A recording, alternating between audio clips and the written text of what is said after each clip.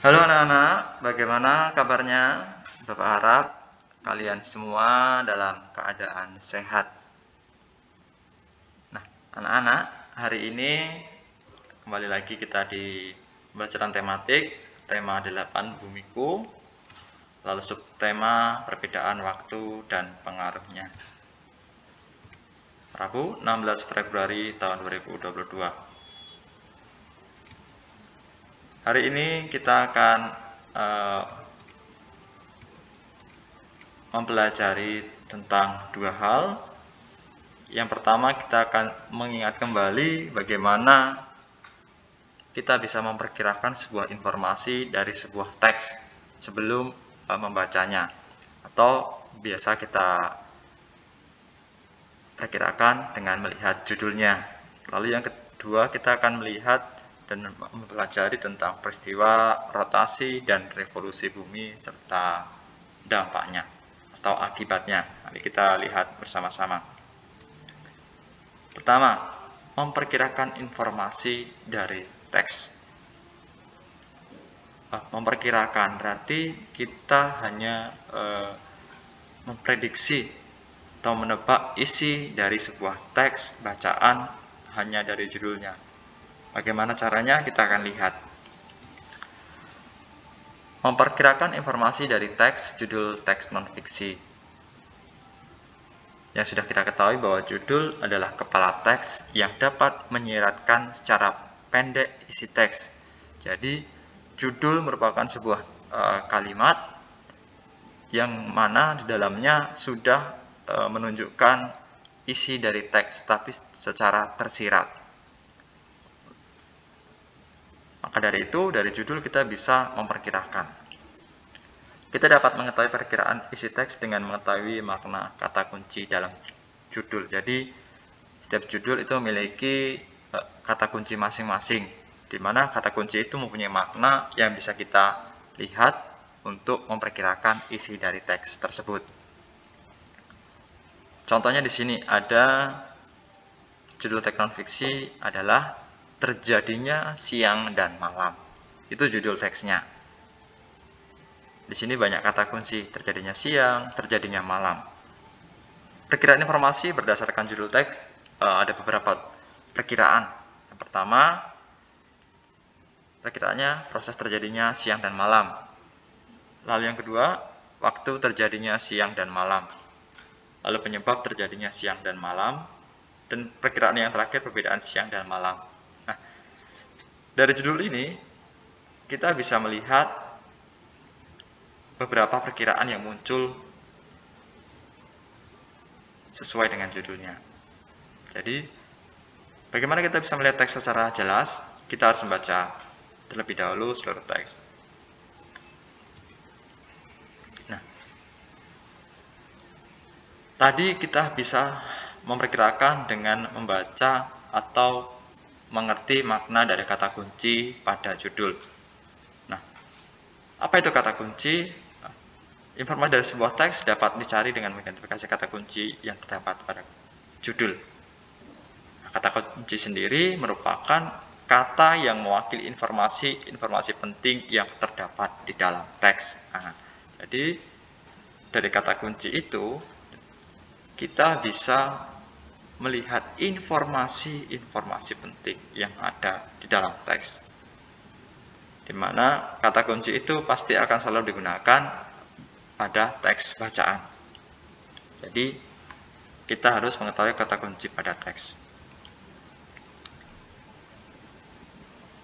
Nah, kita lihat di sini kata kunci pada judul. Di sini ada judul bacaan, penanggalan kalender Masehi akibat adanya perputaran bumi. Nah, dari judul ini kita bisa menemukan beberapa kata kunci. Misalkan yang pertama ada penanggalan, lalu ada kalender, lalu ada perputaran bumi.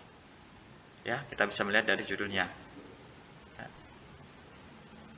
Nah, dengan kata kunci yang terdapat dalam judul teks, kita dapat memperkirakan informasi apa yang saja yang disampaikan di dalam sebuah teks. Nah, melalui judul ini, kita bisa memperkirakan, wah, pasti yang dibahas dalam teks itu terkait dengan ada penanggalan, lalu ada kalender, lalu ada perputaran bumi. Nah, itulah cara sederhana kita untuk bisa memperkirakan isi sebuah teks bacaan melalui kata kunci pada judul.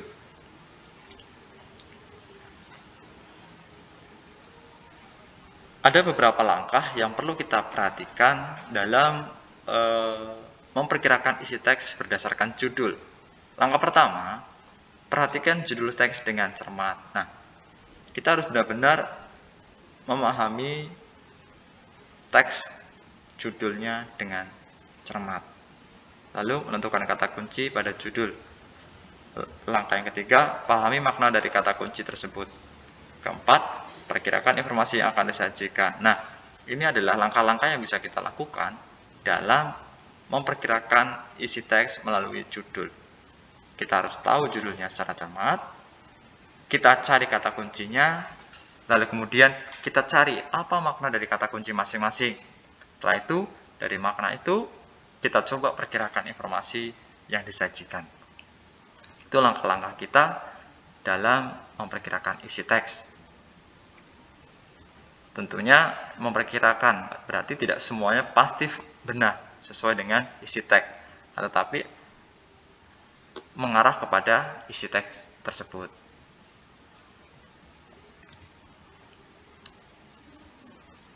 Menemukan kata kunci pada teks non-fiksi. Nah, tadi pada judul. Kemudian kita diajak menemukan kata-kata kunci pada teks. Teks non-fiksi berarti pada bacaan yang ada. Satu, informasi dari teks dapat ditemukan dengan mengidentifikasi kata kunci dari judul. Lalu yang kedua, kata kunci pada judul teks tersebut dapat ditandai kemudian dicari maknanya. Lalu yang ketiga, dengan mengerti makna dari setiap kata yang ditandai, maka kita dapat menemukan perkiraan informasi. Nah, cara menyajikan. Bagaimana cara menyajikan informasi dari teks non-fiksi dengan berdasarkan perkiraan kita? Yang pertama, tentukan dahulu pokok-pokok pikiran yang terdapat pada sebuah paragraf dalam teks. Lalu pokok pikiran, kita sudah tahu bahwa pokok pikiran itu adalah ide utama dalam suatu paragraf yang letaknya bisa di awal, di tengah, ataupun di akhir paragraf.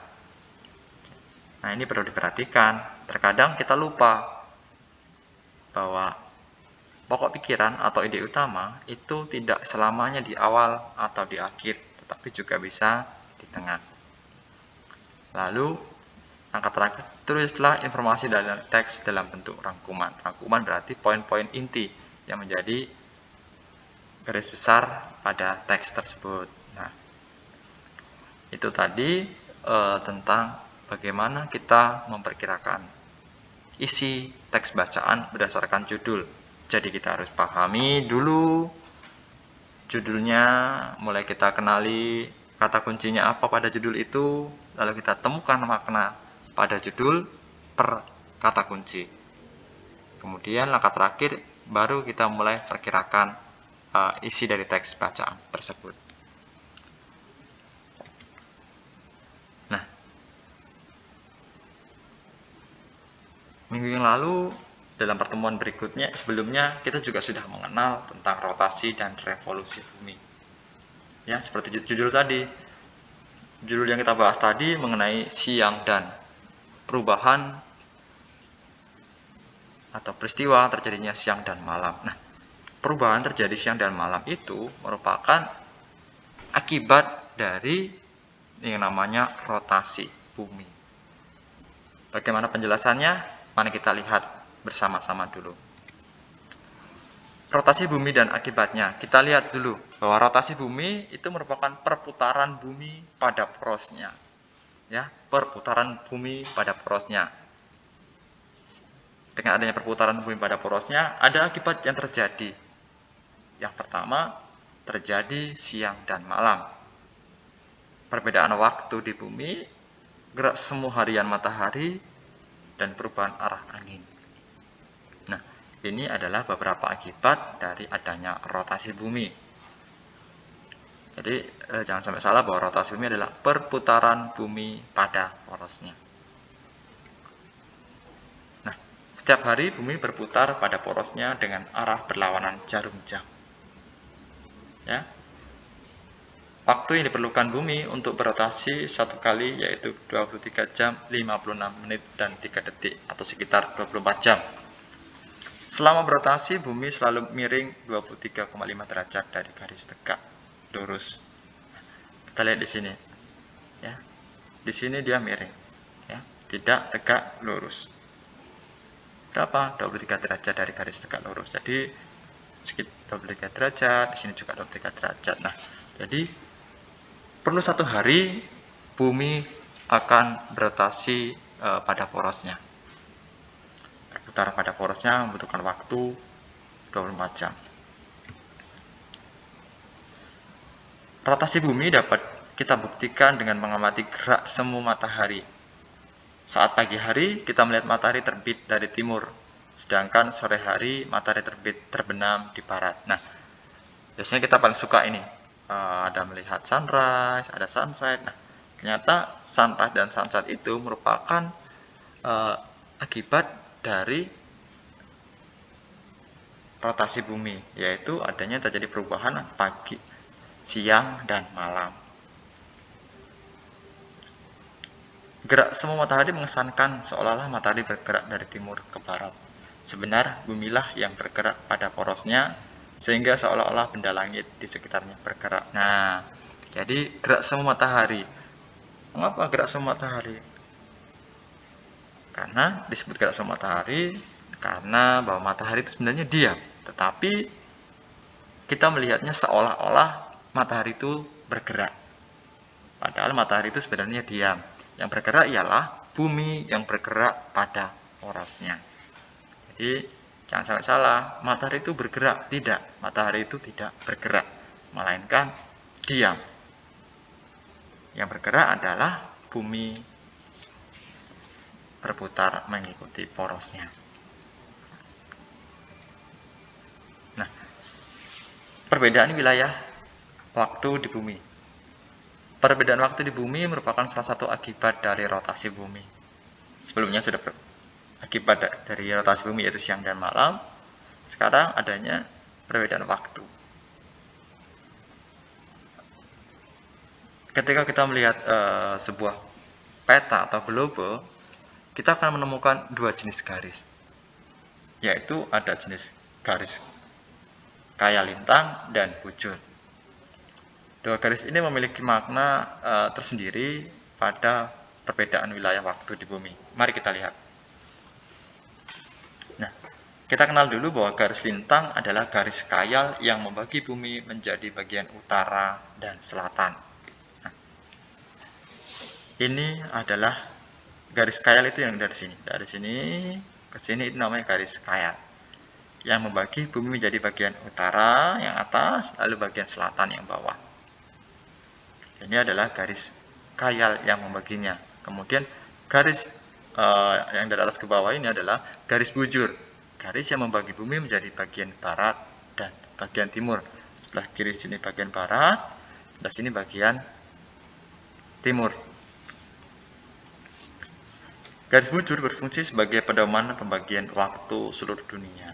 Jadi garis ini atas ke bawah ini merupakan pedoman pembagian waktu seluruh dunia. Jadi antara di sini ini sudah memiliki perbedaan waktu. Kita akan lihat. Setiap satu kali berotasi, bumi berputar 360 derajat. Perputaran 360 derajat tersebut ditempuh dalam waktu 24 jam. Maka setiap 1 jam, bumi berputar sejauh 15 derajat. Garis bujur 0 itu terletak di kota Greenwich, Inggris. Nah, waktu internasional tersebut dikenal sebagai GMT ya, Greenwich Mean Time, di mana ini terletak di Inggris menjadi waktu internasional. Jadi kalau ditanya waktu internasional di mana? Greenwich, Inggris. Indonesia terletak di antara 95 derajat bujur timur dan 141 derajat bujur timur, sehingga panjang wilayah Indonesia adalah 46 derajat.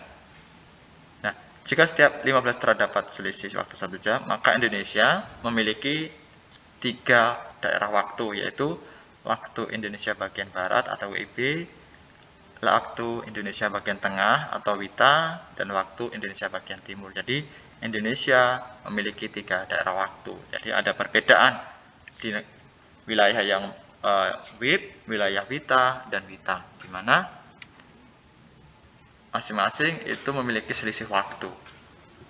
Nah, kita lihat di sini. Ini waktu WIB, WITA, dan WIT. Nah, ini adalah perbatasan yang WIB. Di dalam sini menggunakan WIB. Ada Pulau Sumatera, ada Jawa, ada Kalimantan sebagian. Lalu ada WITA, ya. WITA itu ada Sulawesi, ya. Lalu ada Bali. Nah, lalu ada WIT. WIT itu ada Papua. Nah, kita akan lihat. Nah, WIT meliputi wilayah Pulau Sumatera. Di sini Sumatera, lalu Pulau Jawa, ada Madura, ya. Kalimantan Barat dan Kalimantan Tengah, dan pulau-pulau kecil. Ini ada pulau-pulau kecil. Ini termasuk ke WIT. Memiliki waktu 7 jam lebih cepat dari Greenwich, ya, lebih cepat. Lalu yang kedua di sini WITA. Wilayahnya meliputi ada Kalimantan. Nah, Kalimantan masih sebagian mengikuti WITA, yaitu Kalimantan Selatan dan Kalimantan Timur. Lalu ada Bali. Ada Bali di sini, ada NTB, NTT, lalu ada Sulawesi dan pulau-pulau kecil, ya. Ini ikut ke makin waktu WITA. Lalu ada WIT. WIT itu meliputi Pulau Maluku, lalu ada Papua dan pulau-pulau kecil. Nah, untuk WITA tadi memiliki waktu 8 jam, ya. 8 jam lebih cepat dari kota Greenwich. Sedangkan WIT itu, kalau yang waktu Indonesia Timur 9 jam lebih cepat. Jadi setiap WIT itu masing-masing 1 jam. Dari WIT ke WITA itu 1 jam, dari WITA ke WIT itu 1 jam. Berarti kalau dari WIT ke WITA itu 2 jam. Misalkan di sini jam di WIT itu 8 pagi, berarti di sini bisa masih jam 7, ya. Di sini jam 8 malam, di sini jam 9, di sini jam 10. Seperti itu, ada perbedaan waktu 1 jam. Nah, itu tadi mengenai rotasi bumi. Sekarang kita akan lihat revolusi bumi dan pengaruhnya. Hampir mirip perputaran bumi, akan tetapi ketika revolusi bumi adalah perputaran bumi mengelilingi matahari. Jadi bukan berputar sesuai porosnya, tetapi ketika revolusi bumi itu berputar mengelilingi matahari. Sedangkan waktu revolusi bumi adalah 1 tahun 365 1/4 hari. Lamanya itu adalah 1 tahun, makanya kita kenal ada tahun. Itu akibat adanya revolusi bumi. Setiap 4 tahun sekali, revolusi bumi digenapkan menjadi 366 hari. Tahun itu terdiri dari atas 36 hari, dikenal dengan tahun kabisat. Nah, kita pernah dengar ada tahun kabisat. Tahun kabisat itu ketika revolusi bumi itu menjadi 366 hari. Dalam kabisat terdapat penambahan 1 hari pada bulan Februari menjadi 29 hari. Jadi ketika kalian melihat kalender, bulan Februari itu tanggalnya mencapai tanggal 29, berarti itu merupakan tahun kabisat, ya. Jadi itu merupakan salah satu penanda. Itu terjadi 4 tahun sekali. Berikut adalah pengaruh revolusi bumi. Penanggalan kalender Masehi Sensiah yang memiliki jumlah hari dalam setahun sama dengan kala revolusi bumi, yaitu 365 atau 366 hari. Yang kedua, terjadinya gerak semu tahunan matahari. Gerak semu matahari merupakan posisi matahari yang berubah-ubah. Hal ini dikarenakan bumi mengalami revolusi dengan sumbu rotasi miring. Jadi, kenapa dia semu tahunan? Karena waktu yang dibutuhkan untuk berevolusi itu 1 tahun, bukan 1 hari seperti pada rotasi. Jadi makanya dinamakan gerak semu tahunan. Berikutnya, terjadi perbedaan lamanya siang dan malam. Hal ini dikarenakan perpaduan antara revolusi bumi dan kemiringan sumbu bumi terhadap bidang FBTK atau garis edar semu matahari. Nah, periodenya 21 Maret hingga 21 September kutub utara mendekati matahari. Nah, ini biasanya bisa berubah tanggalnya. Sementara kutub selatan menjauhi matahari. Waktu siang hari belahan bumi utara lebih lama daripada waktu siang belahan bumi selatan. Tapi untuk tanggalnya terkadang bisa berubah. Entah itu nanti bisa lebih lama, bisa mundur, jadi itu akan tidak menentu. Lalu yang kedua, periode 21 September hingga 21 Maret. Kutub selatan mendekati matahari, sementara kutub utara menjauhi matahari. Waktu siang hari di belahan bumi selatan lebih lama daripada waktu siang belahan bumi utara. Lalu pengaruh yang keempat, adanya perbedaan 4 musim di negara-negara terletak pada wilayah subtropis. Indonesia tidak mengalami 4 musim, tetapi hanya 2 musim. Nah, kita termasuk ke negara tropis. Kelima, adanya rasi bintang yang tampak berbeda setiap bulannya. Nah, terkadang kita melihat rasi bintang yang mengumpul membentuk suatu bentuk. Nah, itu karena ada dari revolusi bumi. Nah, itu tadi ada 4 ya. Ada 4 pengaruh dari revolusi bumi. Nah, kita lihat di sini. Kita lihat di sini. Nah, ini musim yang dialami. Ada musim dingin, musim panas, musim gugur, dan musim semi. Ini posisi matahari. Jadi matahari itu tidak bergerak, melainkan bumilah yang selalu berputar mengelilingi matahari. Nah, makanya dinamakan dengan revolusi tahunan. Revolusi matahari. Pada saat di sini musim panas, ya, ketika di bagian utara, di sini bagian selatan, di sini bagian timur, di sini bagian barat. Nah, kita lihat di sini. Misalkan di tanggal 21 Maret. 21 Maret di bagian utara itu masuk musim semi dan sebaliknya selatan mengalami musim gugur. Kemudian bulan Juni di bagian barat mengalami musim panas, sedangkan di bagian timur mengalami musim dingin karena tidak terkena matahari. Ya. Di sini di 23 September ada musim gugur dan musim semi. Di sini belahan bumi utara, di sini selatan. Kemudian di sini ada musim dingin dan musim panas. Nah, itu pembagian 4 musimnya. Nah, kita lihat di sini. Gerak semu tahunan. Kita lihat di sini, ini adalah garis khatulistiwa. Di sini kita lihat seolah-olah matahari itu bergerak kemana-mana. Padahal sebenarnya matahari itu tidak bergerak. Seperti yang Bapak katakan tadi, bahwa matahari itu selalu diam. Melainkan bumilah yang berevolusi mengelilingi matahari. Makanya kadang kita lihat bahwa matahari itu seperti bergerak. Makanya dinamakan gerak semu tahunan matahari. Nah, perlu diingat bahwa revolusi bumi menyebabkan matahari tampak bergeser ke arah belahan bumi utara dan selatan. Padahal sesungguhnya matahari tidak bergerak. Peristiwa ini disebut sebagai gerak semu tahunan matahari. Nah, itu mengenai gerak rotasi dan revolusi bumi. Sekian untuk pembelajaran hari ini. Jika nanti ada pertanyaan, anak-anak bisa menghubungi wali kelas masing-masing. Terima kasih untuk hari ini. Tuhan berkati dan selalu jaga kesehatan.